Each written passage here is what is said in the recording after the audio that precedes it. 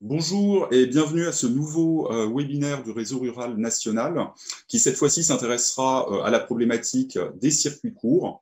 Pour ce webinaire, nous avons donc 7 interventions qui permettront en fait d'avoir un regard croisé autant du niveau des institutions, aussi d'un regard européen, et avec aussi des regards qui concernent des têtes de réseau et des acteurs, notamment des GAL et des réseaux ruraux-régionaux. Cette première partie durera à peu près 1h10 et suite à cela, nous enchaînerons. Vous pourrez cliquer sur les liens qui sont indiqués à côté de la vidéo pour rejoindre des ateliers et là pouvoir tous échanger sur ces thématiques, voir quels sont les freins, les leviers, partager des témoignages, des expériences et même voir après par rapport à ces freins qui peuvent être rencontrés, comment les différents réseaux existants peuvent se mettre en place et comment ces différentes thématiques peuvent être accompagnées. Donc, nous avons avec nous tout d'abord David Lambe qui fera une présentation de l'ENRD, donc du réseau rural européen, avec différents exemples, letton, slovène, en Écosse aussi et en France. Nous aurons également Florence Ayri, adjointe au chef de bureau des politiques de l'alimentation à la Direction générale de l'alimentation au ministère de l'Agriculture. Nous aurons également Patricia Andriot, chef de projet de la mission ruralité à l'ANCT, pour justement les connexions avec les différentes politiques publiques que l'on retrouve au niveau de l'État. Paul Mazeran, qui est chargé de mission économie agricole et alimentaire à Terres-en-Ville et qui est aussi sur la coordination du MCDR RNPAT, qui est un projet structurant financé par le réseau rural national. Et ensuite, nous aurons 2 regards de réseaux ruraux. Donc, un réseau rural ultramarin avec Cécile Morelli, qui est en charge de l'animation du réseau rural Mayotte, et Virginie Saillard, qui travaille donc au réseau rural Auvergne-Rhône-Alpes, à Cap Rural, et qui est chargée de mission agri, agro et territoire. Et enfin, donc un regard vraiment très très technique et depuis 2 programmations, un GAL qui s'investit sur tous les projets de circuit court, donc le GAL Sud-Mayenne, avec Fanny Cordier qui est animatrice du PAT. Donc pour commencer, David Lambe, je te passe la parole pour nous parler justement de ce qui peut se faire dans d'autres pays. Alors, merci David. Je vais partager un diapo avec vous juste un instant et voilà. Dans quelques secondes, vous allez le voir. Alors, oui, ce que je veux parler aujourd'hui, ce que David Armelini m'a demandé de vous montrer, c'est un peu les projets des autres pays. Et là, j'ai pris l'avantage de présenter aussi un projet de chez moi en Écosse, ancien membre de l'Union européenne, mais tout d'abord quelques autres projets que je voulais vous partager. Euh, alors, pour commencer, voilà, pardon, un peu trop vite. Il y a plusieurs projets ces 5 derniers ans. Et ce que je vais présenter ce matin, c'est surtout les projets qui ont été fondés par FEADER. Alors là, c'est dans notre système. Bon, on est basé à Bruxelles et on fait le ramassage chaque année de certains projets. Et on a fait une étude il y a 4 ans maintenant sur les circuits courts et comment faire les connexions, comment améliorer. Prenons certains exemples. Alors, certains sont récents, certains sont un peu plus âgés. Mais je vais commencer par un sujet qui était très important parce qu'en Slovénie, l'exemple que je présente, et là vous avez aussi, vous aurez les liens sur le site internet, mais ça s'appelle une coopérative qui s'appelle Jarina. Je me suis rendu compte très tôt de ces coopératives parce que c'est mené par un GAL. Le GAL s'appelle Heart of Slovenia, alors cœur de Slovénie, c'est bien dans le centre de Slovénie. Alors, ils ont fait un projet afin de améliorer 7 municipalités et puis les producteurs des municipalités afin de faire la production, la distribution dans les écoles primaires et les kindergarten, alors pour les plus jeunes. Et ce qu'ils ont fait, c'est pas juste la collecte des produits, et le soutien suite à des projets leaders, suite à des fonds leaders, mais c'est aussi de donner en même temps l'éducation, comment utiliser, l'avantage d'avoir vraiment des circuits courts et les produits locaux. Alors, ce que j'ai bien aimé sur ce projet, c'est l'aspect de intégrer l'éducation avec la distribution.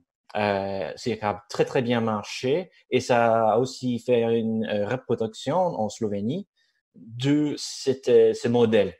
Maintenant, il y a plusieurs régions où ce modèle existe aussi. Je sais que ça existe aussi dans les autres pays où il y a des actions collectives afin de mettre ensemble les acteurs, les producteurs.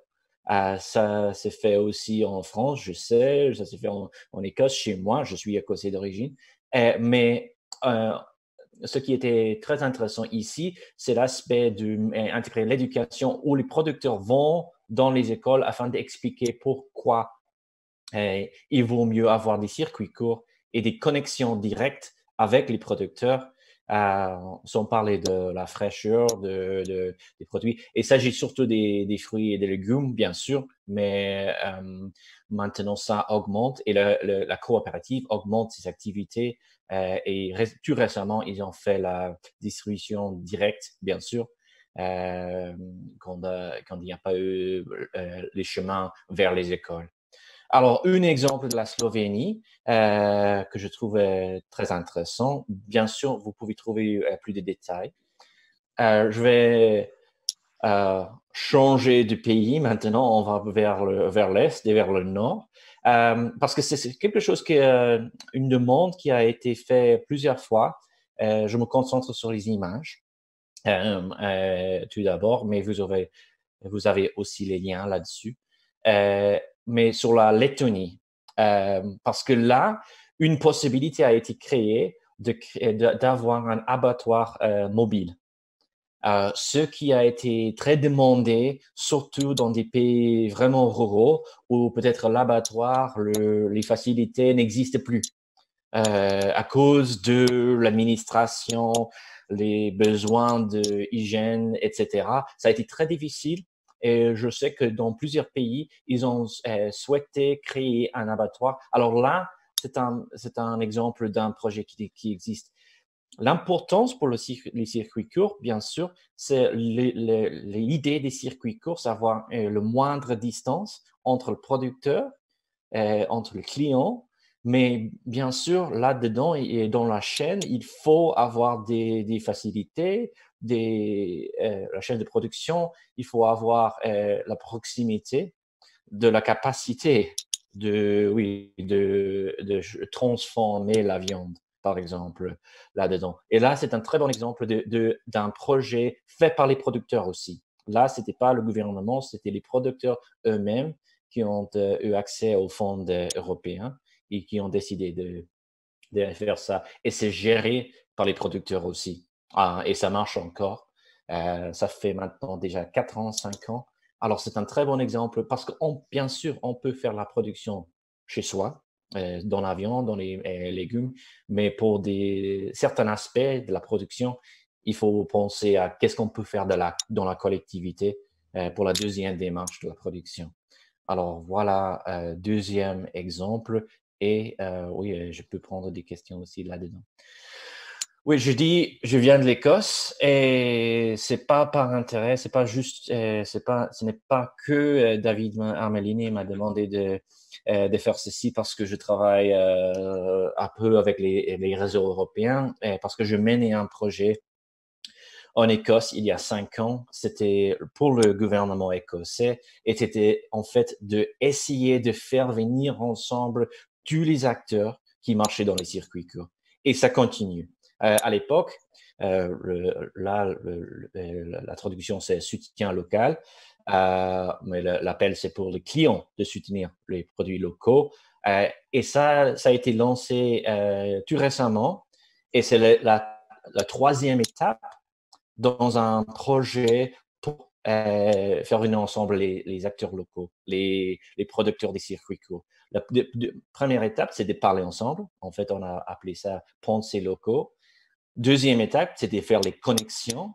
Et maintenant, et ça a été créé très, très vite, selon le besoin, pendant la période de COVID-19, de donner accès aux clients directement aux producteurs, alors d'avoir un annuaire des producteurs afin de faire la distribution directe. Alors, le besoin a provoqué une réaction pour la distribution locale d'un grand nombre. Ce que je vais juste dire en passant, c'est l'importance de travailler ensemble. Par exemple, ce qui arrive maintenant en Écosse, c'est beaucoup des producteurs artisanaux travaillent ensemble, sachant que leurs produits peuvent être distribués localement, mais peut-être il y a un équivalent dans le nord du pays où ils n'ont pas la distribution. Alors, c'est un partenaire, c'est peut-être un concurrent qui peut faire la distribution. Et l'aspect aussi qui est important maintenant, c'est l'aspect touristique. On a toujours eu les chemins de whisky en Écosse. Mais maintenant, on a des chemins de fruits, on a des chemins de glace, on a des chemins de chocolat et même des chemins de gin. Alors, l'aspect de faire les connexions entre les producteurs et d'ajouter l'aspect touristique est important. Mais bon, l'Écosse est vraiment rurale, mais c'est l'idée d'avoir une destination. C'est très important, surtout maintenant pour les magasins de ferme, d'avoir cet aspect touristique, de voir que les gens, c'est pas juste la consommation qui attire les gens chez les producteurs des produits locaux, c'est aussi l'aspect de l'expérience d'être sur la ferme et d'avoir des activités pour toute la famille. Ce qui va être très important quand les conditions changent à l'avantage à venir. Juste en passant pour dire ça. Et ce qui me tient de dire, bien sûr, il y a des exemples en France. Il faut le dire que, par exemple, la Maison de la Noisette en Aquitaine, c'est un de nos exemples d'ajouter cet aspect du tourisme à la production. Bien sûr, là, il y a la production des noix, mais aussi, ils ont ajouté un centre pour les visiteurs, des autres activités. Cette idée d'attirer les gens, d'avoir vraiment une destination, c'est très important et pour moi, c'est l'étape qui va suivre pour ces centres de production. C'est de penser à faire la connexion avec les clients et de leur montrer pourquoi. Pas juste ajouter la valeur ajoutée, mais cette idée de destination est très importante. Et c'est tous les exemples que j'ai, mais juste un mot afin de revenir un peu sur un pas, c'est qu'en Slovénie, l'aspect des marchés publics a été important aussi. Parce que je sais qu'on va dans cette webinaire, on va parler un peu de ça. Et ce qui a été fait en Slovénie et en Écosse, c'est aussi une prochaine étape, c'est de voir si on peut faire la coopération tout d'abord, avant de faire les marchés publics pour la restauration collective, il y a aussi certains avantages. Et là, c'est aussi de soutenir la fraîcheur, mais ce qu'on a fait à la découverte en Slovénie et en Écosse et dans d'autres pays aussi, c'est la collectivité qu'il faut d'abord comme une première étape. Parce que c'est très, très difficile pour un producteur d'avoir accès au marché public, mais une collecte des producteurs, ça donne vraiment l'avantage. Mais en même temps, et peut-être on va revenir sur ce point, il faut changer le système et changer l'idée. Alors là, un dernier point de l'Écosse, par exemple, pour modifier le système des marchés publics pour la restauration collective, il a fallu vraiment casser le système existant dans les marchés publics et penser d'un aspect ce n'est pas le moindre prix, c'est le budget. Alors, si on a un budget, oui, on peut réussir à introduire des circuits courts, mais si on pense au prix bas, on ne va pas réussir. Alors, c'est une façon simplifiée, ça a pris beaucoup de travail, mais maintenant, les circuits courts, ça existe dans la restauration collective dans plusieurs pays, Slovénie, Italie un peu, Écosse y compris, et ça va continuer. David, je crois que je vais un peu laisser, j'ai pas regardé le temps, mais Oui, non, non, bah, très bien. Merci, merci David pour nous avoir fait découvrir ces différents projets et également ces différents chemins en Écosse à prendre. D'ailleurs, un petit rappel, vous pouvez trouver sur le site de l'ENRD les revues du réseau rural européen avec de nombreux exemples et vous pouvez les commander. En fait, vous les recevez gratuitement en français parce qu'ils sont aussi édités en français. Donc, ça peut être assez intéressant. Et nous avons aussi pas mal de relais dans la revue du réseau rural français sur différentes initiatives en Europe pour un peu élargir le champ de vision. Donc, pour revenir maintenant à l'articulation que l'on peut retrouver en France et l'accompagnement des politiques publiques, forcément, on va parler de PNA, on va parler des PAT, et donc pour avoir un peu ce cadrage et cette visibilité, je vais laisser la parole à Florence Ayri et ensuite à Patricia Andriot pour avoir plus de détails en fait du côté ministère de l'Agriculture et ANCT. Donc Florence Ayri, je vous laisse la parole. Ok, merci beaucoup. Donc, David m'a en effet demandé de recadrer un peu le dispositif de PAT dans le PNA. Donc, je commencerai par vous dire peut-être quelques mots d'abord sur le PNA. Alors, pour préciser, donc, je travaille à DGL, qui est une autre direction du ministère de l'Agriculture que la DGPE, dans un bureau qui travaille notamment sur la mise en œuvre des actions du PNA, qui est donc le Programme national pour l'alimentation. Donc, il y a eu tout un travail de fait dans le cadre des EGA, des États généraux de l'alimentation en 2017, puis la loi Egalim qui en a suivi. Et donc, est sorti à l'automne dernier un programme qui s'appelle le Programme national de l'alimentation et de la santé, qui est porté conjointement par le ministère des Solidarités et de la Santé et par le ministère de l'Agriculture et de l'Alimentation, et qui fixe le cap de la politique de l'alimentation et de la nutrition pour les 5 ans à venir, donc 2019-2023. Et je vous parle de ce programme parce que pour la première fois, ce document rassemble et articule les actions du PNA, donc du Programme national de l'alimentation qui est porté par le ministère de l'Agriculture, et du PNNS, le Programme national nutrition santé, qui lui est porté par le ministère de la Santé. Alors, concernant le PNA, on en est à une 3e version de ce programme, donc PNA 3, qui reprend 3 axes qui existaient déjà dans les précédents plans, des axes fondateurs, donc des actions sur la justice sociale, notamment avec l'amélioration de l'offre alimentaire, l'information des consommateurs, la lutte contre la précarité alimentaire, un axe sur l'éducation-alimentation, notamment de la jeunesse, et un axe de lutte contre le gaspillage alimentaire en lien avec les dons et la lutte contre la précarité. Et puis, dans le cadre des EGA, il y a 2 leviers très importants qui avaient été pointés pour la transition agricole et alimentaire. Ce sont la restauration collective et les projets alimentaires territoriaux. Et donc, ce sont 2 axes transversaux de ce nouveau programme national pour l'alimentation.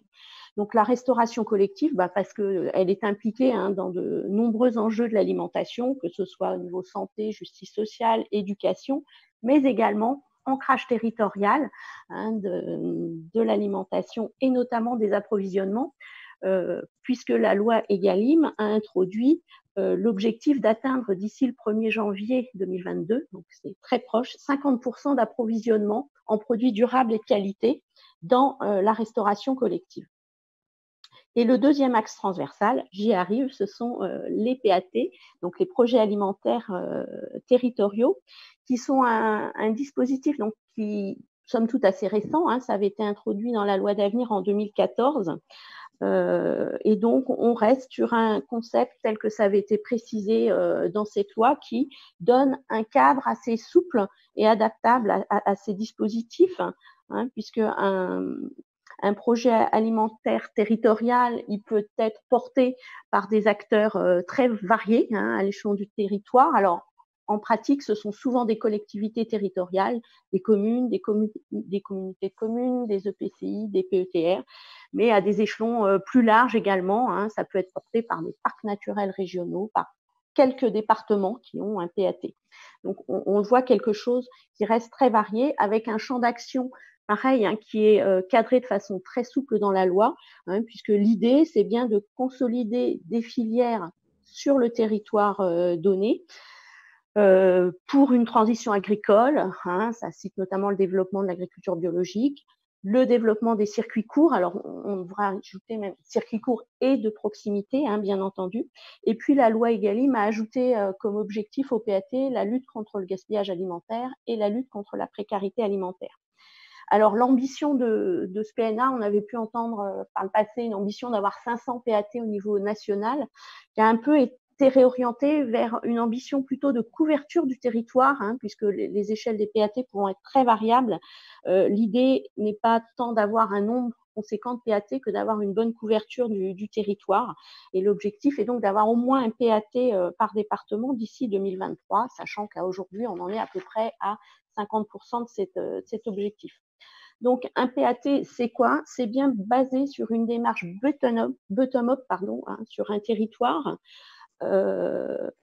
qui part d'un diagnostic qui doit être partagé et qui porte sur la production agricole et alimentaire du territoire, sur les besoins de consommation du territoire et sur les freins, les contraintes, les enjeux, les atouts du territoire.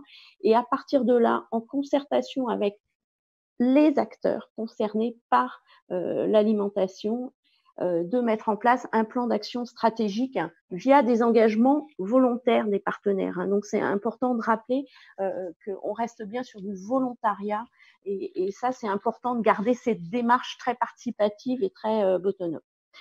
Alors, concernant le soutien du ministère sur les PAT, concernant la DGL, on intervient à 2 moments dans les PAT. Dans le cadre de l'appel à projet du PNA, hein, tous les ans, l'outil du PNA qui est mis en œuvre, c'est notamment un appel à projet national, hein, pour faire émerger notamment des PAT, des nouveaux PAT. Et depuis 2016, on a accompagné une 50aine de PAT dans leur phase d'émergence. Hein. Alors, ce sont des subventions qui restent assez modérées, hein, de l'ordre de 50 000 euros, 40 à 50 000 euros par PAT sur une période de 2 ans. Ça monte en puissance. Hein. Cette année, on devrait avoir normalement plus d'une vingtaine de nouveaux PAT qui devraient être aidés. Et puis, le deuxième moment où on intervient, c'est en attribuant une reconnaissance du ministère des PAT avec la possibilité d'utiliser un logo.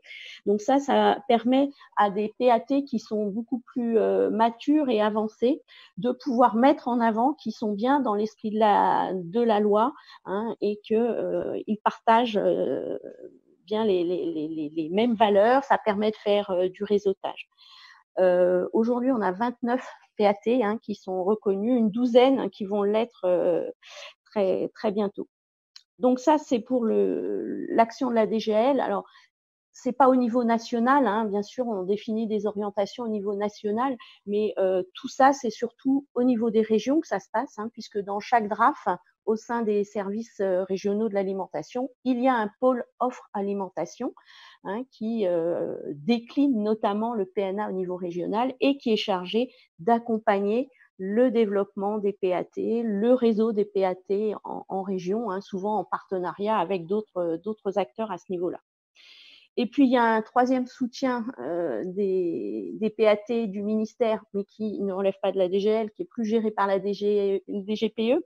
Hein, c'est le fameux RNPAT, hein, donc je laisserai Paul, puisqu'il va intervenir, hein, présenter les actions qu'ils font. Mais pour nous, c'est vraiment un soutien important, hein, au développement du dispositif, puisque ça permet de développer des outils, de mettre en place un observatoire, de faire des études d'impact et d'évaluation.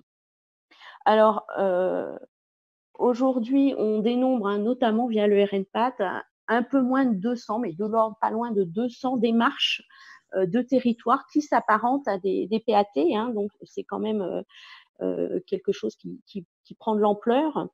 Et on a vu dans le contexte de crise, hein, pour faire un petit point d'actualité, on a vu dans le contexte de crise, dès le début du confinement, que sur les territoires où il existait un PAT, il y a des mesures qui ont pu se mettre en place un peu en urgence, puisque le PAT offrait, il était là, hein, il offrait une infrastructure pour permettre une réactivité. Pourquoi ? Parce que déjà, le PAT, c'est un réseau d'acteurs de la chaîne alimentaire sur le territoire, des acteurs qui travaillent ensemble, parfois de longue date, hein, et ça, c'est important pour nouer des relations de confiance et mettre en place des actions. Le PAT, il apporte également une bonne connaissance du territoire, puisque, comme je vous l'ai dit, ça s'est basé au départ sur un diagnostic. Donc, forcément, il y a une bonne connaissance du territoire sur les outils de production, de distribution, et puis également les besoins des consommateurs. Le PAT, il a un rôle d'animation, de coordination des actions. Donc, en période d'urgence, comme ça a été le cas, ça a permis de réagir rapidement. Et puis, les PAT visent également à développer des outils, parfois numériques, pour communiquer, pour mettre en relation, puisque c'est important, mettre en relation les producteurs et les consommateurs. Et donc, on a constaté, alors il y a encore du travail à faire, mais d'ores et déjà, on a constaté que les PAT, en période de crise, ils ont réussi à se mobiliser rapidement, notamment autour de 2 grands axes d'action. C'était la réorientation du réseau de distribution vers de l'approvisionnement de proximité, et puis également un rôle important qu'ont pu jouer certains dans l'aide alimentaire. On pense donc que les PAT peuvent être un outil important et intéressant pour la résilience alimentaire des territoires et la reterritorialisation de l'alimentation, qui sont des enjeux majeurs là en sortie de crise. Alors, il y a beaucoup de travail à faire, les régions sont en train de le faire, répertorier, capitaliser ce qui a pu être mis en place pour développer et s'aimer. Il y a du travail à faire également pour prolonger les tendances, puisqu'on a vu que dans cette période, il y a eu un fort repli vers les approvisionnements locaux, mais est-ce que ça va perdurer? Comment on peut faire perdurer cette tendance? Et puis des problèmes à résoudre, parce qu'il y a quand même dans le développement des circuits courts et de proximité un certain nombre de problèmes à résoudre, notamment de logistique. C'est un problème qui nous remonte souvent. La distribution des produits notamment, le stockage, le transport, le lieu de distribution, tout ça est très chronophage et nécessite une certaine organisation et trouver des solutions adaptées. Voilà pour un panorama du dispositif de PAT. À disposition si vous avez des questions. Merci beaucoup, Florence. D'ailleurs, un petit rappel, toutes vos interventions seront remises sur une page spéciale du site du Réseau rural national avec les différentes présentations Internet et aussi une rubrique source qui sera alimentée par les différents intervenants, des exemples de projets, mais aussi en fait par vos participations. Vous pouvez m'envoyer un message et on ajoutera en fait au fur et à mesure tous les documents, voilà, stratégies, des choses qui ont pu vous aider au quotidien sur les stratégies de circuit court. Patricia Andriot de la NCT m'a indiqué qu'elle avait un coup de fil très très urgent à passer. Donc je vais plutôt passer la parole à Paul Mazeran, parce que comme ça, du coup, suite à Florence, on verra l'illustration aussi du MCDR et de ce que fait Terre en Ville dans le sujet. Paul, je peux te passer la parole ? C'est bon. C'est bon ? Vous m'entendez ? Oui, très bien. Bon, très bien. Alors, je vais très rapidement présenter d'où je viens, enfin, deux, trois mots sur Terres en Ville, ensuite sur le RNPAT, pour en venir au PAT, et comme le sujet du jour, c'est les circuits courts, les liens entre les circuits courts et les PAT. Et puis, bon, il y a déjà beaucoup à dire, donc je vais sûrement dépasser, je pourrais revenir dans les questions. Alors, déjà, Terres en Ville, bon, c'est un réseau de territoires d'agglomération auquel adhèrent la Chambre d'agriculture et la collectivité. Et comme ça, il met en vis-à-vis les élus politiques des agglomérations avec les élus professionnels du monde agricole, également leurs techniciens, pour travailler sur l'agriculture et l'alimentation de leur territoire. Donc, on est assez présent au niveau des politiques. On se veut lieu ressources des politiques agricoles et alimentaires d'agglomération.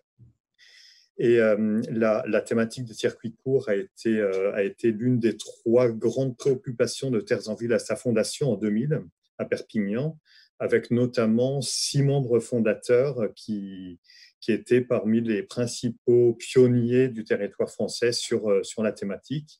Le Pays d'Aubagne, l'Y grenoblois, Nantes Métropole, par exemple. Les premiers travaux de Terres en Ville sur les circuits courts ont été réalisés dans un contexte européen dès 2007-2008, avec notamment l'idée de monter sur un projet interreg, donc des projets communs entre plusieurs régions européennes, avec le réseau Purpol des régions européennes, sur la gouvernance des chaînes alimentaires. Et puis ensuite, 2008, un projet pour le réseau rural national qui visait à faire un état des lieux de la gouvernance alimentaire des agglomérations françaises, avec l'Assemblée permanente des chambres d'agriculture, TRAM, la FNCUMA, la FNCIVAM à l'époque.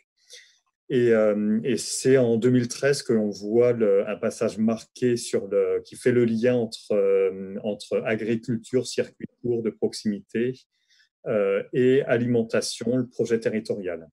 Et ça coïncide puisque à peu près un an après, il y a la loi de modernisation de l'agriculture qui mentionne le dispositif PAT.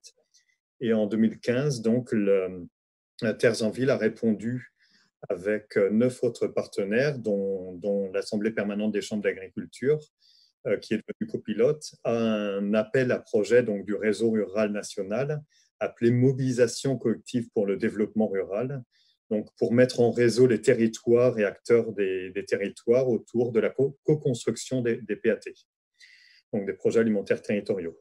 Donc, le projet a été retenu en 2015 et renouvelé en 2018, jusqu'en 2021. Et dès 2016, la gouvernance a été élargie pour permettre une adhésion des parties prenantes des PAT, donc principalement des territoires, mais aussi un certain nombre de réseaux nationaux, voire d'acteurs. Et donc, on dénombre actuellement 118 membres, 118 membres au RNPAT, donc Réseau national des projets alimentaires territoriaux. Juste pour une idée, 67 de ces membres sont des acteurs des collectivités ou de l'État, 28 sont des acteurs économiques, 12 acteurs de la société civile et 11 acteurs de la recherche. Alors maintenant, pour en revenir au PAT sans répéter ce qu'a dit Florence,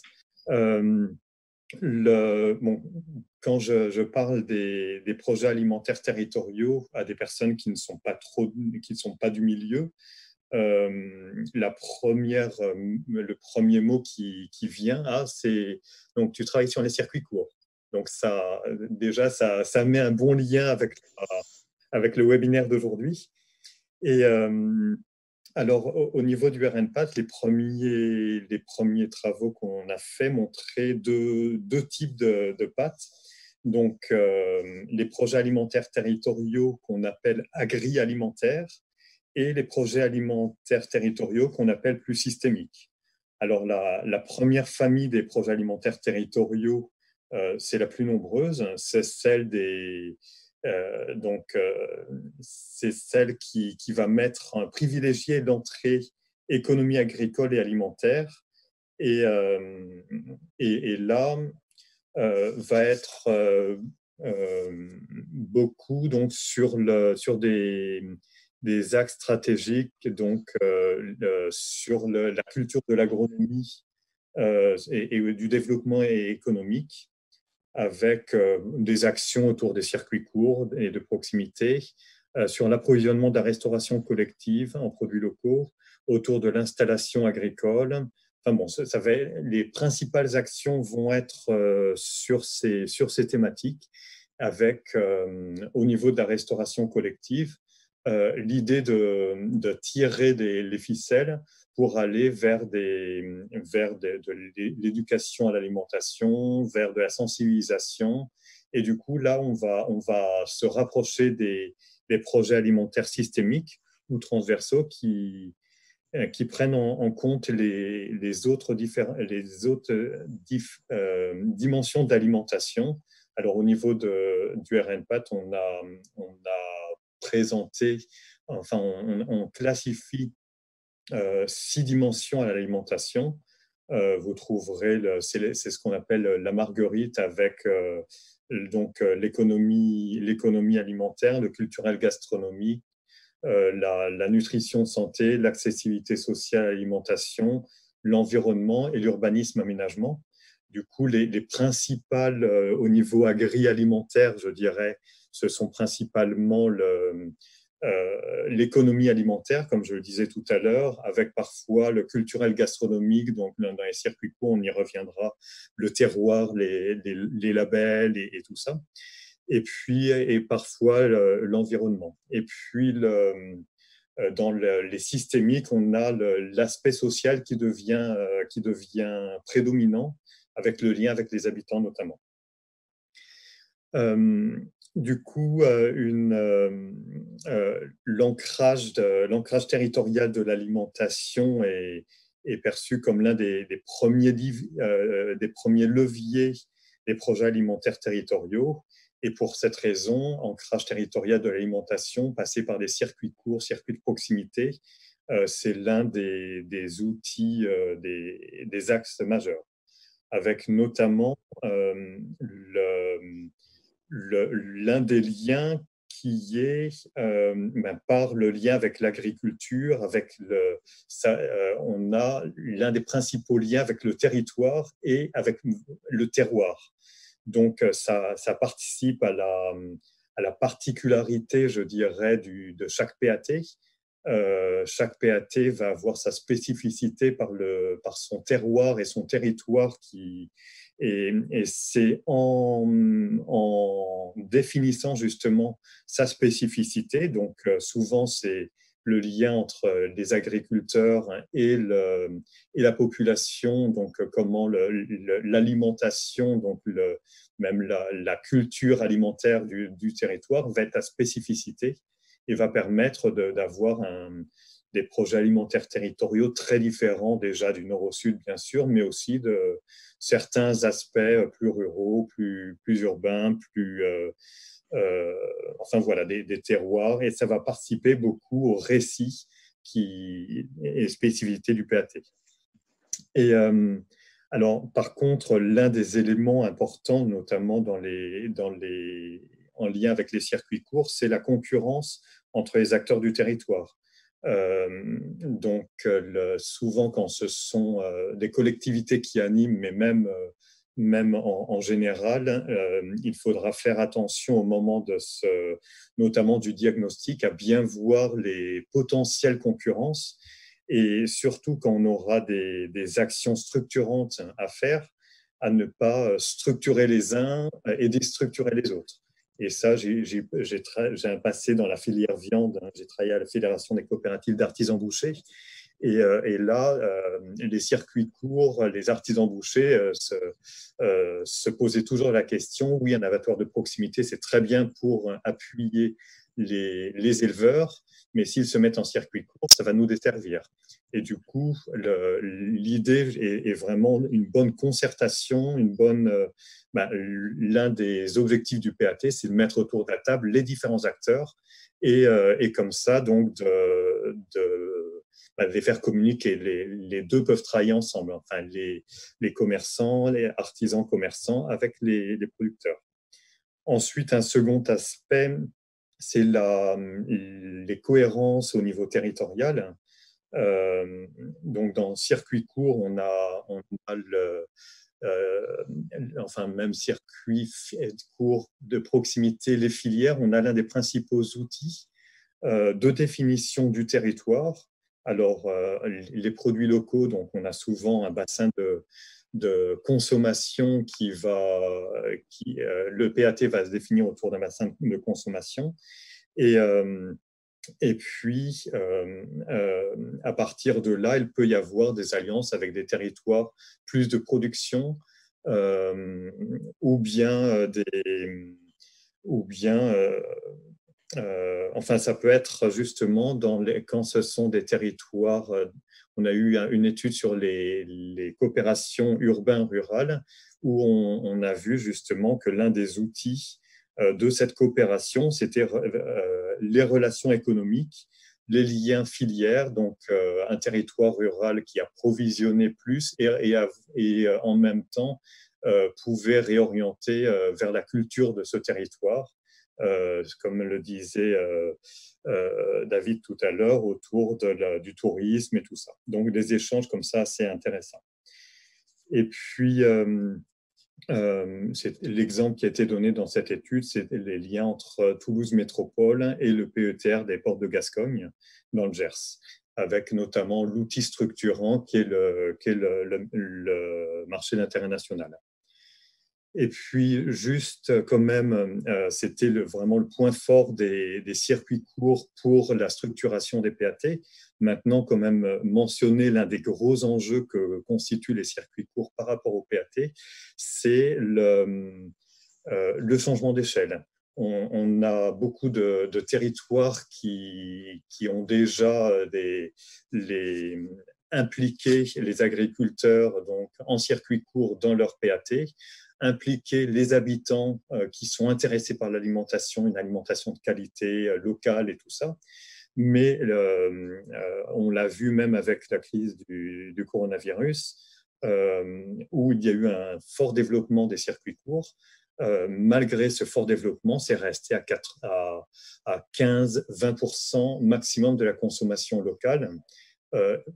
Et même du coup de la population concernée. Donc l'enjeu du PAT, c'est comment toucher le plus grand nombre, comment l'objectif toucher 100% de la population, donc comment impliquer les circuits longs, les grandes filières, et puis pareil, hein, une étude qu'il y a eu du CREDOC, plus de ce que je m'en souviens, plus sur l'Île-de-France, donc il y a quand même un coin assez particulier, mais qui disait que les circuits courts et de proximité touchent principalement des publics plus aisés. Et du coup, comment toucher les publics plus précaires avec en filigrane les problématiques d'aide alimentaire qui concernent le plus souvent une alimentation, je dirais caricaturellement, plus standardisée, plus industrielle. Enfin voilà, ce sont des préoccupations assez importantes. Et pour conclure, je ne sais pas trop où j'en suis au niveau temps, mais pour conclure, les principales questions qui vont se poser dans les PAT vont être liées à ce changement d'échelle, même à ces questions liées à ces différents circuits courts, circuits longs, alimentation de qualité, alimentation locale, et donc toutes les définitions qu'il y a derrière, la santé et l'environnement qu'il y a également derrière.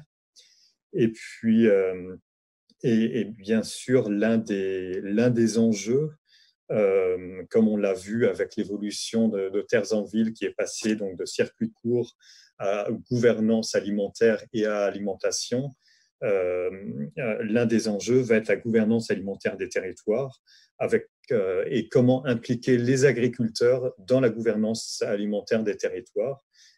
Juste pour un rappel, le dispositif PAT rentre dans un contexte de crise agricole et du coup il y a l'enjeu du retour de la valeur économique sur la filière. Voilà, j'ai ouvert beaucoup de portes, j'ai apporté peu de solutions, mais on pourra, je pense, en rediscuter, notamment avec les regards des territoires qui, eux, ont des solutions, parce que l'un des enjeux est justement l'adaptation très locale de la politique agricole alimentaire sur chaque territoire. Donc, au niveau national, non, on a peu de solutions. C'est à vous de les trouver sur les territoires. Merci beaucoup, Paul, pour toutes ces ouvertures. Et notamment, tu as eu raison de le rappeler, c'est vrai que la question de l'accessibilité, du pour tous, elle est quand même très importante à tous les échelons. Patricia Andriot, donc chef de projet de la mission ruralité à la NCT, je te passe la parole. Oui, bonjour à tous. Merci. Juste ça va être très court parce qu'il y a beaucoup d'intervenants. Et puis, je pense qu'il y a quelques autres collègues ANCT qui assistent aussi au webinaire.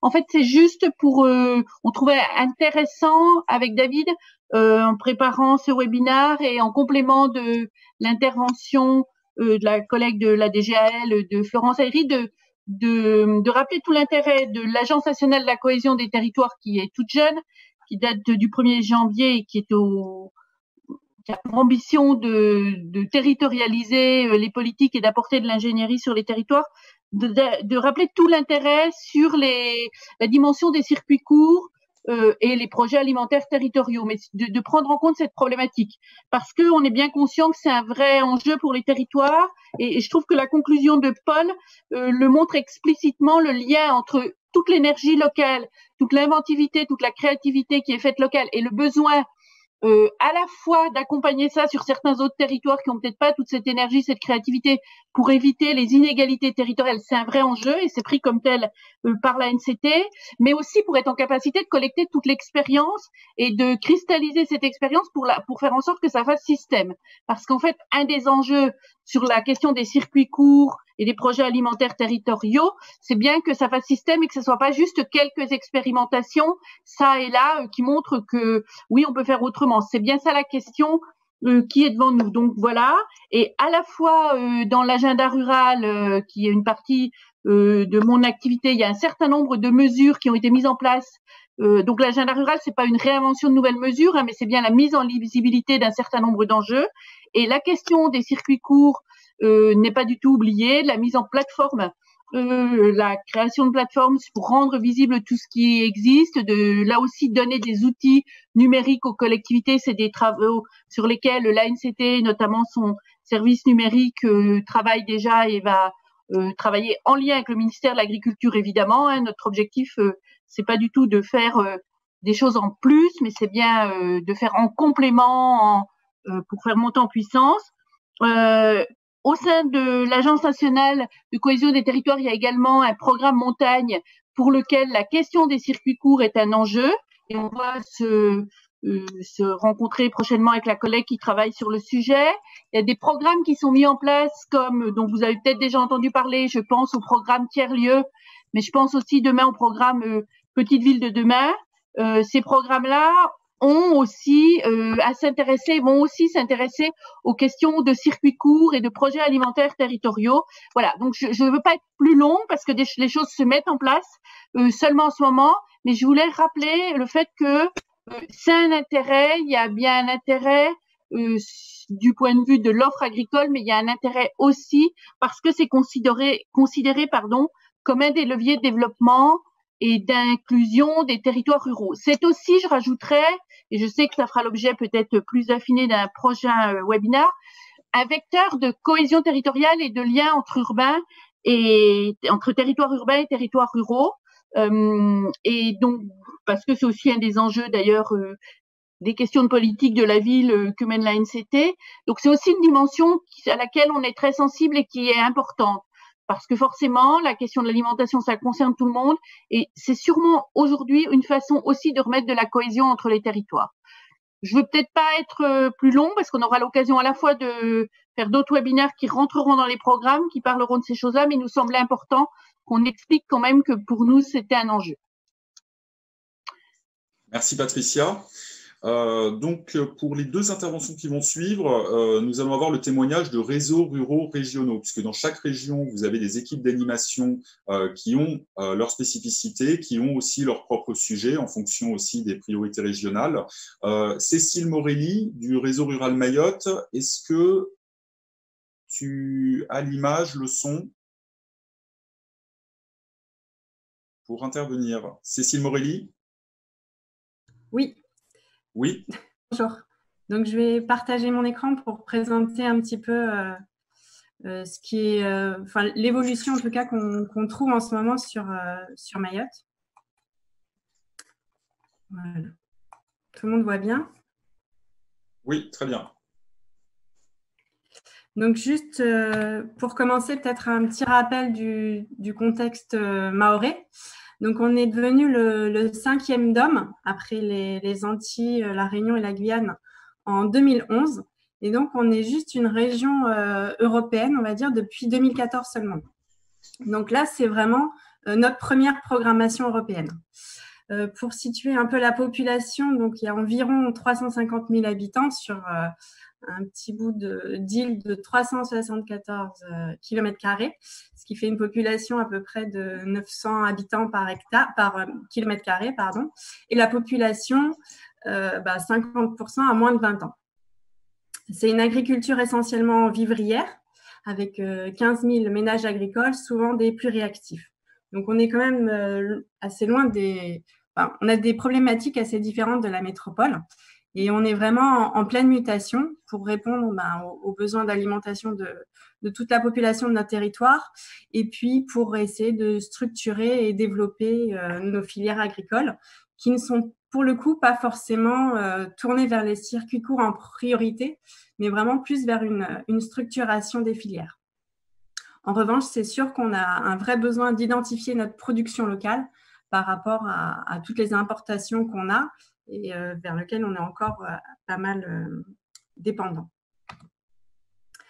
Donc voilà pour vous montrer, donc on est quand même à plus de 8000 km de la métropole. On n'est pas non plus à côté de la Réunion, parce que souvent les gens ne savent pas très bien situer Mayotte, donc qui est quand même à plus de 1500 km de chez nous et qui a des problématiques vraiment différentes, puisque les filières agricoles de la Réunion sont déjà très bien structurées. Donc c'est un relief assez accidenté, comme vous pouvez le voir, et une agriculture donc qui est plutôt sous forme de jardin mahorais, c'est-à-dire en agroforesterie. Donc, c'est vraiment un système très intéressant d'agroécologie, multispécifique, multi-étagé, mais qui demande à être intensifié. Donc, traditionnellement, l'agriculture sert plutôt à l'autoconsommation, donc dans les milieux familiaux, amicaux. Ensuite, on voit beaucoup de marchés de bord de route, donc vraiment le long des routes départementales nationales et puis au carrefour stratégique par des bouinies en fait qui sont des mamans revendeuses. De plus en plus, il y a des marchés couverts qui sont investis, mais très peu par les producteurs. Et donc, en émergence et dans un but de structuration, on a de plus en plus de commercialisation dans les circuits formels, que ce soit les restaurants et les hôtels, les cantines scolaires ou les GMS. Donc, les cantines scolaires, j'ai mis à venir et en force parce qu'actuellement, pour 150 000 à peu près élèves, que ce soit de la maternelle au bac, on a 4 cantines. Donc, effectivement, il y a un gros potentiel et une forte structuration envisagée de ce côté-là.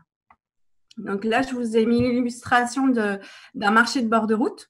Donc voilà, ce sont des mamans qui revendent essentiellement des fruits et légumes. Donc, pas de viande, comme on le verra plus tard. Ça peut aussi être des vendeurs de poissons donc, qui reviennent de la pêche. Et puis, à côté, il y a un marché couvert, donc pour l'instant, qui est vide parce que les personnes n'ont pas encore l'habitude ne serait-ce que d'entrer dans une mini-formalisation, avoir un numéro SIRET, avoir la traçabilité des produits. Tout ça, c'est encore des choses sur lesquelles on travaille pour éviter la main-d'œuvre clandestine, pour éviter aussi que les ventes de bord de route n'encouragent les vols en fait, dans les exploitations qui sont une grosse problématique à Mayotte. Donc, au niveau de l'accompagnement des politiques publiques sur notre territoire pour la structuration des filières, donc jusqu'en 2014, on avait des programmes sectoriels nationaux, notamment via l'ODEADOM, qui est un office qui agit essentiellement pour les DOM. Et puis, à partir de 2014, donc, on a eu notre première programmation et nos premières aides FEADER. Donc, pour la structuration des filières, on sollicite essentiellement la mesure 16 de coopération.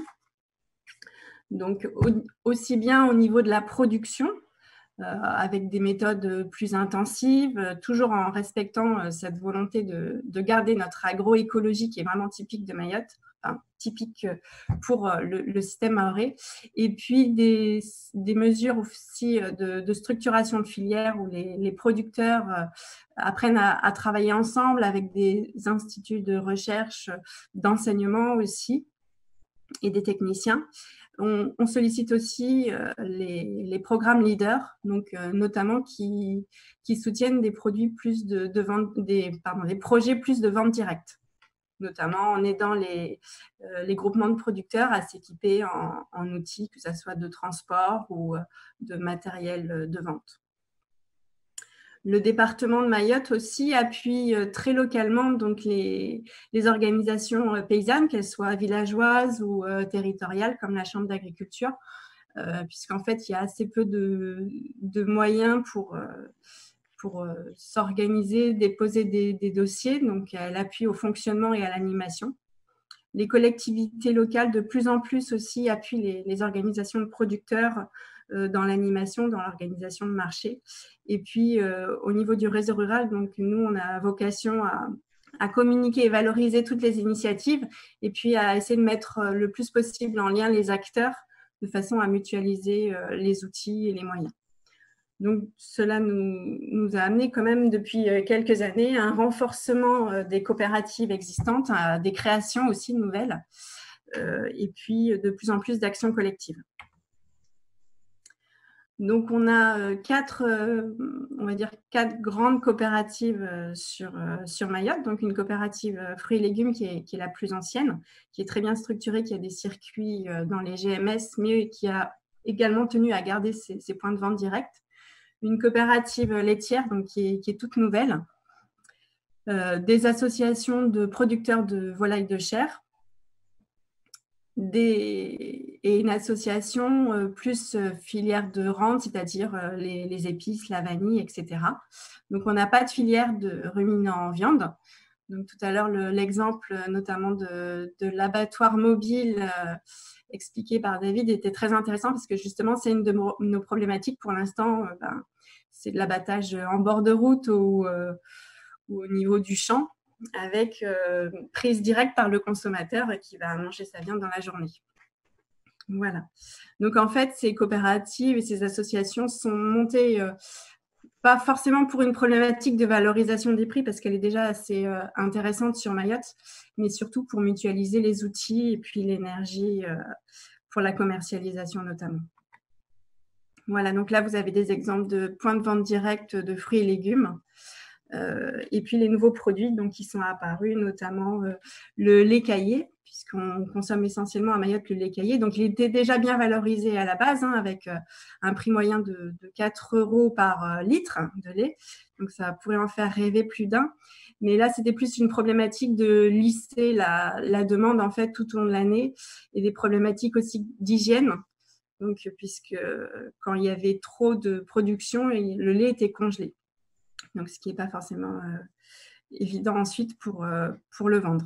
Et puis là, il y a la vanille de Mayotte. Donc, depuis l'année dernière, donc l'association Saveurs et Senteurs de Mayotte a relancé cette production et a notamment mis en place un système de fonds participatifs de façon à ce que les gens, puisque pour préparer la vanille, il faut 9 mois. Donc, dès la récolte, en fait, on peut réserver sa vanille. Et puis, ça permet de payer les producteurs directement à la récolte plutôt qu'ils attendent que la transformation ait lieu 9 mois après. Donc, ce qui a émergé pendant la crise sanitaire sur notre territoire, c'est une forte progression des paniers, même si on s'aperçoit que c'est quand même une logistique forte avec, qui est très chronophage et qui peut parfois engendrer de la frustration chez les consommateurs ou les producteurs, mais qui néanmoins quand même a été très plébiscité pendant cette crise. Donc, une forte augmentation des ventes directes par les groupements. Et puis également, puisque je vous disais que la majorité des produits sont autoconsommés ou partagés au niveau des villages et des familles, donc des ventes de particuliers, puisqu'il n'y a plus ces grands rassemblements familiaux qui étaient interdits. Donc en fait, les gens se sont organisés plus par quartier pour faire de la vente à son voisin ou au voisin d'à côté. Et puis, ce qui a été aussi profitable pour nos producteurs locaux, c'est que les GMS ont fait appel à eux en force, puisque le fret aérien a été arrêté. Donc, beaucoup plus de produits locaux identifiés comme tels dans les circuits de grande commercialisation, ce qui a été, ce qu'on espère va pouvoir perdurer. Donc, au niveau du réseau rural de Mayotte, nous, on a accompagné les producteurs puisque, comme je vous disais, ils n'ont pas l'habitude de vendre forcément eux-mêmes leurs produits, si ce n'est par les coopératives. Donc, accompagner des démarches de marchés de producteurs qui ont pu ouvrir sur toute l'île de façon délocalisée. Donc, pour aller chercher leurs produits, pour leur apprendre un peu comment disposer son stand. Également mutualiser un petit peu et proposer une offre complémentaire, puisque souvent on s'arrête à des producteurs de fruits et légumes. Donc là, l'idée, c'était vraiment d'offrir toutes les productions locales, que ce soit le lait, les œufs, même la viande, les poulets locaux ou les fruits et légumes de Mayotte. Voilà, pendant cette crise. Et donc, on espère que ces initiatives vont perdurer. On a pris des habitudes de travailler en commun, que ce soit au niveau des groupements de producteurs, que ce soit avec la Chambre d'agriculture, avec les collectivités qui ont vraiment joué le jeu et facilité ces marchés, avec la CRES également, qui a été qui est un acteur important qui souhaite s'investir dans les circuits courts et la production locale. Donc, on met en place un groupe de travail, on réfléchit justement à un PAT, puisqu'on n'en a pas sur Mayotte. Et voilà, on espère que ce sont des initiatives qui vont perdurer. On travaille aussi avec l'Interdom beaucoup, et notamment avec le réseau rural de Guyane pour échanger sur nos pratiques et puis nos idées. Voilà pour cette présentation assez rapide du territoire maori. Merci Cécile, c'était vraiment très intéressant et c'est vrai que ça nous permet de voir le côté ultramarin, insulaire d'un réseau rural et ça a été une des thématiques les plus importantes. Vous aviez fait des flashs pendant le Covid, vous avez vraiment recentré toute votre activité dessus, donc merci pour ces exemples. On va avoir un autre regard, c'est le réseau rural Auvergne-Rhône-Alpes qui est Cap Rural. Virginie Saillard, je te laisse la parole pour... Oui. Bonjour. Alors, bonjour. J'ai fait un petit diaporama. Alors, je vais essayer de le partager. Hop.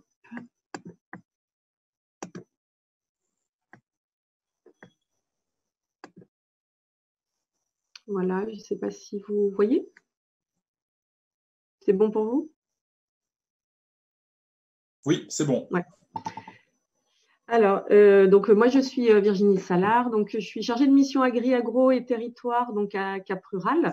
Donc peut-être dire un petit mot, même si je pense que vous connaissez sur Cap Rural. Donc on est un centre de ressources sur les pratiques et les métiers du développement local rural, donc depuis 1996 en Rhône-Alpes et depuis 2018 donc en Auvergne suite à la fusion des deux ex-régions. Donc à ce titre, voilà, donc on anime le réseau rural Auvergne-Rhône-Alpes. Donc notre action s'articule autour de trois grands axes, donc qui est de professionnaliser les agents de développement sur les territoires, de favoriser l'innovation et puis de décloisonner les acteurs et de stimuler la mise en réseau. Donc nous sommes un dispositif porté par le lycée agricole du Valentin à Bourg-les-Valences dans la Drôme. Et donc, voilà, à ce titre-là, nous sommes service public. Donc, nous sommes composés de 11 chargés de mission répartis sur le territoire, donc à Die, Valence, Lyon et moi-même à Clermont-Ferrand. Donc, nous proposons différents services, donc des sessions de formation, d'exploration, donc en présentiel, en webconférence, des ateliers décideurs pour les élus, des directeurs de structure. Nous avons aussi nos grands événements, donc nous avons des séminaires leaders, notre journée régionale du réseau qui s'intitule Innove Rural, qui a lieu le premier vendredi de septembre chaque année. Voilà, en tant que centre de ressources, nous diffusons des lettres d'information, des publications. Nous avons des groupes de travail à l'échelle régionale, voilà, sur des sujets en jeu pour le développement rural. J'en parlerai un petit peu plus tard. Alors, j'avais fait, donc j'étais partie. Alors, hop. Bon. Voilà. Du coup, du niveau national, alors je vais peut-être pas revenir dessus parce que voilà, on en a déjà parlé. Donc, effectivement, c'est alors, je parle d'alimentation et territoire, mais on est bien sur les circuits courts alimentaires également. Donc voilà, un sujet d'actualité, donc suite à la loi d'avenir pour l'agriculture en 2014, donc avec également, on en a parlé tout à l'heure, donc via le programme national de l'alimentation. Donc sur les axes structurants de cette politique, voilà, sur le renforcement de l'ancrage territorial. Donc nous, on est bien vraiment sur l'accompagnement des territoires. Hein, donc voilà, ça s'inscrit bien dans la volonté de favoriser les circuits courts et la valorisation de la production agricole à proximité des lieux de consommation. Alors du coup, moi, je fais pas une présentation. Enfin, ouais, c'était très intéressant la présentation de Mayotte. Du coup, moi, je vais pas faire une présentation sur les productions d'Auvergne-Rhône-Alpes. Hein. Voilà, on est à une échelle beaucoup plus grande et ça prendrait du temps. Je vais peut-être parler plutôt des pâtes qui sont sur notre territoire. Donc nous, on a effectivement un lauréat de l'appel à projet national PNA 2016-2017 qui a obtenu l'attribution de la reconnaissance ministérielle. Donc c'est le pâte du territoire du PETR du Grand Clermont et du PNR du Livrac-Forez. Donc voilà, une coopération qui est de longue date et voilà, ils ont fédéré leurs forces et leurs complémentarités et du coup pour reconnecter à la fois l'urbain et le rural. Donc voilà, il fait assez référence chez nous. Et puis on a également plusieurs lauréats de l'appel à projet PNA donc sur 2018-2019, donc celui de Saint-Flour Communauté dans le Cantal et puis Vichy Communauté aussi sur Manger mieux, un enjeu local, donc Vichy sur le département de l'Allier. Et puis d'autres sont en train de déposer également leur labellisation. Voilà. Donc il y a pour nous, c'est vraiment voilà, il y a un fort enjeu en matière de développement local et rural. Et puis c'est aussi malgré tout une politique relativement récente pour ces territoires. Donc voilà, on propose, du coup, ça nous intéresse fortement à Cap Rural et voilà du coup comment on s'implique. Donc ce que je disais tout à l'heure, donc on est plusieurs chargés de mission de l'équipe Cap Rural, donc être mobilisés sur ces questions et être en appui du coup aux territoires et aux agents pour leurs projets. On fait donc j'ai ma collègue aussi Mylène Tout, donc qui elle travaille beaucoup sur la valorisation des travaux de recherche et donc on a notamment travaillé sur le PSDR3, donc l'IPROCO qui travaille sur les liens producteurs-consommateurs. Donc l'IPROCO, l'objectif de l'IPROCO, c'était d'identifier des facteurs d'émergence et de pérennité des initiatives qui mettent en avant les proximités entre producteurs et consommateurs, donc pour mieux enrichir pour mieux valoriser les produits alimentaires. Donc voilà, entre 2008 et 2012, donc c'est un projet qui a réuni des acteurs du monde de la recherche, du développement local, du monde agricole également, donc autour des circuits courts alimentaires. Et donc, on a élaboré un guide pratique dont je parlerai tout à l'heure rapidement. On intervient également donc, à l'appui au territoire leader. Donc, on a quand même 43 GAL sur la grande région. Donc, voilà, on est sur la programmation 2007-2013 et puis sur l'accompagnement collectif aussi aux candidatures sur la programmation en cours. Donc, c'est ma collègue Marine Rouchouz qui est notre madame leader à Cap Rural. Et donc, je peux faire peut-être un petit focus sur deux expériences. Donc, depuis mai 2019, et cela se termine en juillet 2020, Cap Rural a organisé donc un forum itinérant leader où du coup, chaque mois, on met en valeur un projet par département sur le territoire pour découvrir du coup sur place, en présence du porteur de projet et de l'équipe leader qui l'a accompagné. Et donc, il y a une expérience donc, sur le territoire de la Drôme des Collines, qui est la conserverie mobile et solidaire qui a été montée. Donc, pour objectif de faciliter l'accès à une alimentation saine et locale. Donc, c'est assez intéressant. Du coup, ils ont expérimenté donc, la transformation avec les habitants et ils ont développé également une gamme de recettes adaptées aux productions locales, du coup, en surplus. je crois qu'entre septembre 2017 et décembre 2018, il y a plus de 1900 kilos de fruits et légumes qui ont été récupérés puis transformés. Voilà, donc l'objectif était aussi d'infléchir les comportements alimentaires et la consommation des habitants, notamment ceux en situation de précarité. Et puis, ça permet aussi de renforcer les liens ville-campagne, donc entre des habitants et des producteurs, mais aussi avec d'autres acteurs locaux. Et puis, de développer une gouvernance coopérative, du coup, avec les acteurs concernés. Voilà, donc c'était très intéressant. Donc, ces fiches de présentation sont accessibles sur notre site internet du Cap Rural. Et puis, il y a un autre projet aussi qui était intéressant, c'était la transformation. Alors, c'était la dernière usine, alors il existe dans le Gévaudan, la dernière usine de lavage de laine en France, qui permet donc de transformer la laine et qui a permis de dynamiser du coup tout un territoire autour de cette filière laine. Alors, ce n'est pas de l'alimentaire, mais ça a quand même permis de maintenir une filière ovine sur le territoire. Et voilà, je ne développe pas plus, c'est très intéressant. Et pareil, cette fiche expérience est à retrouver sur notre site internet. Donc, on est également impliqué du coup dans le suivi et la valorisation des travaux de recherche des PSDR 4, dont 3 projets portent sur les nouvelles formes d'approvisionnement alimentaire de proximité. Donc, frugal, SIAM et inventé. Je ne vous donnerai pas les acronymes. Donc, voilà, ces projets-là, ce PSDR 4 donc, arrive à terme en fin d'année. On devait organiser un séminaire final donc, à l'automne pour parler un petit peu de tous ces projets. Forcément, avec le confinement, là, ces séminaires seront reportés en fin d'année, voire début 2021. Et puis, on est également impliqué dans les travaux du RNPAT, c'est ma collègue Dominique Bernier qui est basée à Lyon, qui s'en occupe. Voilà, je ne développerai pas parce qu'on a déjà parlé du RNPAT.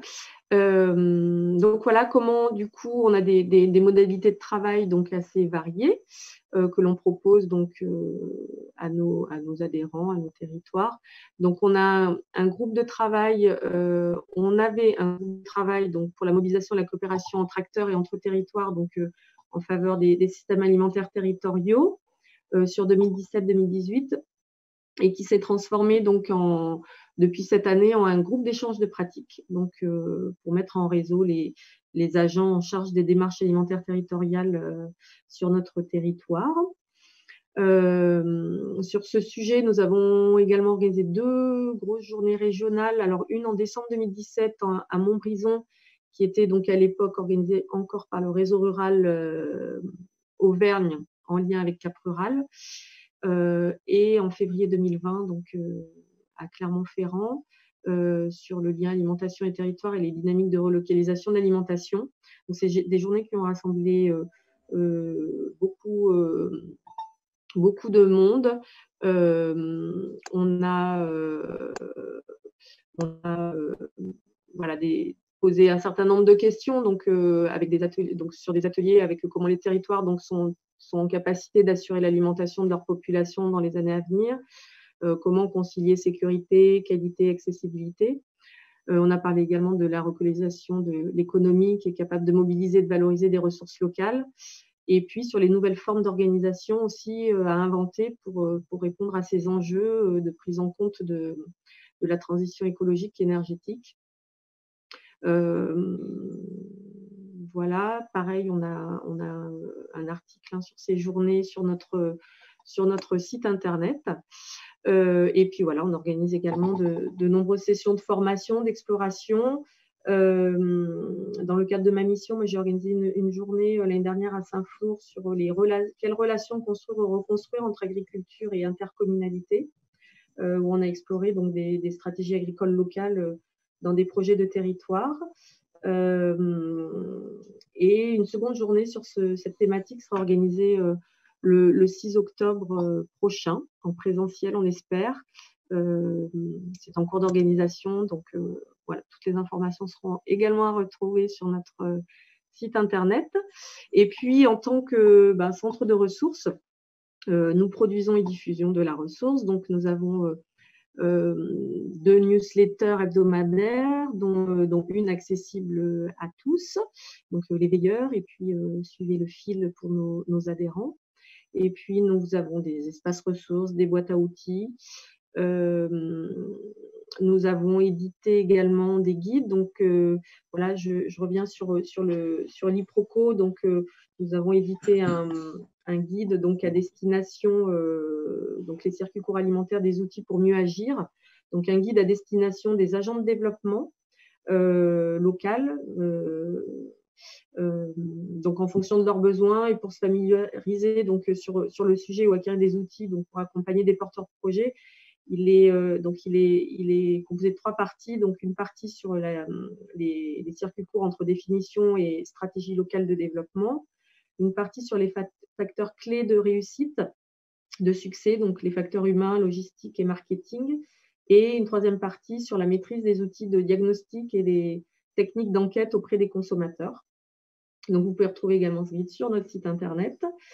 Et puis, en lien donc, en partenariat avec Terres en Ville dans le cadre du RNPAT, donc, nous avons également réalisé un guide construire une stratégie de financement d'impact.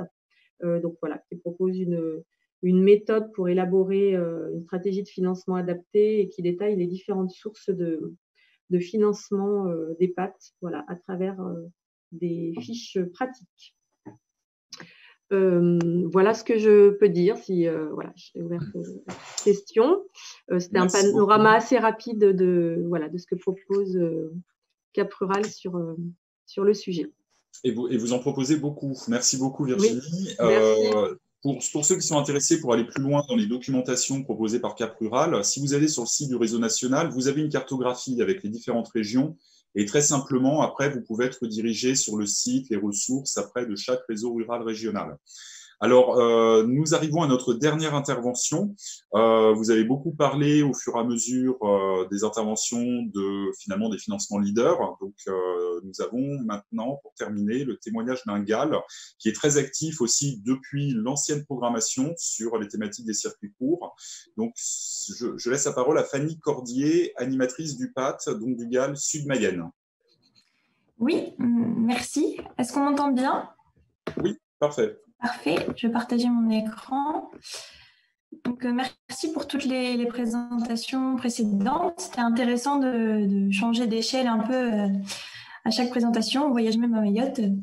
C'est très sympa. Donc là, moi, c'est vraiment un retour d'expérience à plus petite échelle. Et donc, j'espère que ça va permettre d'alimenter un peu le débat par la suite. Et si je clique au mauvais endroit... Voilà, apporter d'autres éléments pour enrichir les échanges qui viendront dans un second temps. Donc, je suis animatrice d'un projet alimentaire territorial porté par le GAL Sud-Mayenne. Le GAL se situe en région Pays de la Loire, dans le sud du département de la Mayenne. C'est un territoire qui couvre 3 communautés de communes. Et donc, depuis les années 2010, le GAL a fait le choix d'orienter ses fonds leaders sur une stratégie tout d'abord de transition énergétique, puis petit à petit qui a évolué sur une transition de lutte contre le changement climatique. Et aujourd'hui, on parle vraiment de stratégie d'atténuation et d'adaptation au changement climatique. Donc, toutes les actions qui sont menées à travers les fonds leaders par le GAL sont orientées autour de 4 grandes thématiques: bâtiment bas carbone, développement des énergies renouvelables, développement de la mobilité alternative et l'alimentation durable. Donc, depuis les années 2010, les actions menées par le GAL autour de l'alimentation sont vraiment centrées plus sur le volet agricole. Donc, les premières actions étaient orientées sur des questions de comment faire pour réduire les émissions de gaz à effet de serre du secteur agricole. Petit à petit, ça s'est orienté sur les circuits courts, d'ores et déjà, dans les années 2010, autour de la restauration collective et de la question de l'approvisionnement en filière courte. Donc, c'était vraiment les actions essentielles. Et c'était assez restreint donc, à ces 2 grandes problématiques. Et donc, le GAL a cherché à vouloir élargir toutes ces actions de manière plus systémique à l'échelle du territoire. Et donc, il y a eu l'opportunité de l'appel à projet du PNA, dont on a parlé à plusieurs reprises dans les précédentes présentations. Donc, il y a eu un appel à projet en 2016 et ça a été l'opportunité pour le GAL d'essayer de proposer un projet plus transversal qui couvre vraiment plus de thématiques et qui englobe tous les acteurs en lien avec l'alimentation sur le territoire. Donc, voilà. Donc, j'ai mis le logo de reconnaissance du ministère, mais notre PAT n'est pas reconnu officiellement par le ministère, c'est juste pour illustrer. Donc, on a été lauréat de l'appel à projet Manger local, manger durable en Chine-Mayenne, c'est le nom de notre PAT en 2016-2017. Ce PAT regroupe 5 enjeux majeurs pour vraiment contribuer à la transition de nos modèles agricoles et alimentaires. Mais si je fais un focus sur un des enjeux qui est vraiment le développement des circuits courts de proximité, j'ai essayé de résumer un peu tout ce qu'on fait pour essayer de soutenir ce développement des circuits courts. Donc, premièrement, un premier pilier d'action, c'est autour de l'accompagnement à la transmission des fermes et à l'installation de nouveaux agriculteurs. Donc, ce n'est pas directement lié au développement des circuits courts, mais c'est quand même essentiel puisque notre territoire est concerné, comme beaucoup d'autres, par le départ dans les prochaines années à venir de nombreux agriculteurs. Et donc, pour encourager le développement des circuits courts, il est indispensable de soutenir la transmission des fermes et de limiter l'agrandissement des fermes existantes qui sont finalement peu cohérentes avec des modèles de circuits de proximité comme on veut soutenir. Donc, on soutient tous les acteurs qui mettent des actions en place pour accompagner cette transmission, l'installation de jeunes agriculteurs, la diversification des productions et donc la diversification des modes de distribution sur le territoire. Et à titre d'exemple, donc le GAL soutient une expérimentation qu'on espère développer avec de nombreuses communes. Donc avec une commune qui est très engagée sur la question, où les élus locaux s'impliquent dans le diagnostic territorial des fermes qui vont être cédées dans les années à venir et essaient de proposer des temps d'échange avec les acteurs locaux, les jeunes porteurs de projets qui ont envie de s'installer, les agriculteurs qui vont céder leur ferme pour essayer d'échanger et d'orienter leur territoire sur des modes de distribution vers plus de circuits courts de proximité, plus de durabilité. Et voilà. On essaie d'impliquer les élus locaux sur cette question et c'est une des actions expérimentales qu'on soutient, en plus de toutes les actions des autres acteurs. Un autre pilier d'action phare, c'est vraiment l'accompagnement du GAL à la structuration des filières locales par 2 outils très essentiels. L'atelier de transformation, enfin les ateliers de transformation, comme on a entendu dans d'autres interventions. Donc, par exemple, on a des expérimentations autour des abattoirs mobiles sur le territoire. Donc, ça, c'est un projet qui est porté par des producteurs qui ont envie de développer ce genre d'outils pour... qui ont des systèmes d'élevage moins intensifs et donc qui privilégient ce genre d'outils pour le bien-être animal et pour la sobriété. Ce sont des modèles qu'on a envie de soutenir à travers ce genre d'outils. Des ateliers de transformation, ça peut être des légumeries pour tout ce qui est maraîchage, des fromageries. L'idée, c'est vraiment de favoriser ce genre d'outils pour valoriser localement les productions et ainsi conserver la valeur ajoutée sur le territoire et encourager l'économie locale. Et un autre outil levier indispensable pour la structuration des filières, c'est vraiment la restauration collective. Donc ça, c'est un enjeu majeur de notre PAT à part entière, puisque, comme on l'a évoqué tout à l'heure, la restauration, c'est aussi, non seulement c'est important en termes de volume sur le territoire pour structurer les filières locales, mais en plus, il y a tout le volet éducation, réduction des inégalités. Et voilà, c'est vraiment quelque chose de très important que le GAL, sur lequel le GAL travaille. Et en troisième pilier d'action, qui regroupe un peu les 2 autres, c'est vraiment le rôle du GAL en termes d'animation entre les acteurs du territoire pour identifier et coordonner les initiatives des acteurs. Donc, il y a plein d'acteurs qui font plein de choses et le GAL est vraiment là pour avoir en tête tout ce qui se fait, essayer de fédérer les acteurs et de renforcer les synergies existantes et de valoriser les actions auprès des élus locaux aussi, d'essayer d'investir les décideurs des territoires auprès des acteurs opérationnels. Donc, il y a vraiment ce rôle de synergie entre les acteurs. Le GAL est là pour encourager toutes les dynamiques et créer de nouvelles actions. Donc, c'est très important.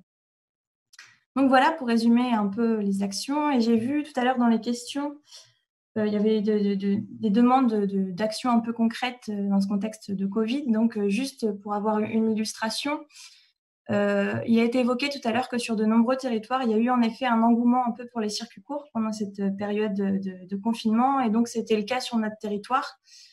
Il y a eu vraiment une mobilisation des acteurs pour venir en aide aux producteurs, d'une part, et aussi pour consommer localement, voilà, des réflexions autour de notre alimentation de tous les jours. Donc, tous les acteurs de notre territoire ont vraiment essayé de faire leur part localement pour venir en aide aux producteurs, pour essayer de passer le confinement le mieux possible.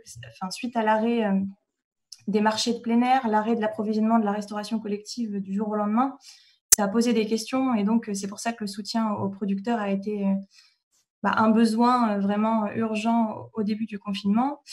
Et donc, à titre d'exemple, au sein du GAL, on a mis en place une carte interactive alimentaire pour valoriser toutes les productions locales et faciliter l'accès des consommateurs aux productions, essayer de mettre en lumière tout ce qu'il existe sur le territoire et inciter à la consommation locale. Donc ça, c'est le genre d'outil qui s'est fait sur d'autres territoires également et c'est vraiment un outil de communication essentiel qui, on l'espère, servira aussi de support pour la suite de la structuration au niveau du territoire. Et donc, ça m'amène à parler les défis pour la suite. Effectivement, là, il y a eu vraiment un engouement et nous, on a vraiment l'enjeu, c'est vraiment d'assurer cette continuité par la suite. Toutes ces belles initiatives et tout ce qui s'est mis en place pendant le confinement, il va vraiment falloir travailler pour que ça se maintienne et continuer dans ce sens-là. Et pour terminer, j'aimerais juste mettre un petit accent sur voilà, cet engouement pour les circuits courts. Si on veut vraiment accompagner la transition des modèles agricoles et alimentaires sur les territoires, évidemment qu'il faut aller vers du circuit de proximité, se rattacher à notre alimentation, se rattacher aux productions locales et à la consommation locale, mais il faut vraiment mettre à la même hauteur l'accompagnement des modes de production agricole, écologique.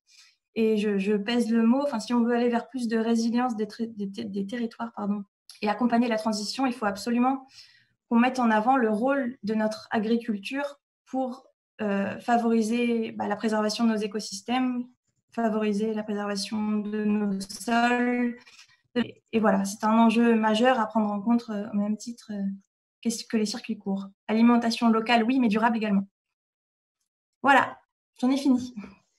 Merci beaucoup, Fanny.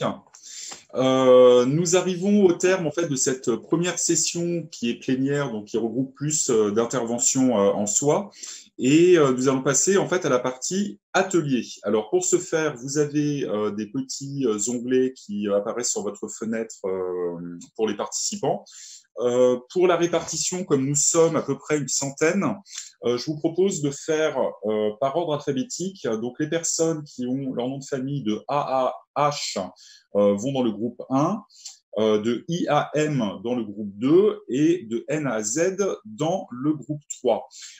Pour rappel, le but de ces ateliers, c'est vraiment de pouvoir aussi identifier des points de blocage ou des points d'amélioration qui pourraient après être proposés en fait aux membres du réseau rural et aussi à son comité exécutif pour pouvoir imaginer en fait des nouvelles formes d'action, d'accompagnement, de copilotage.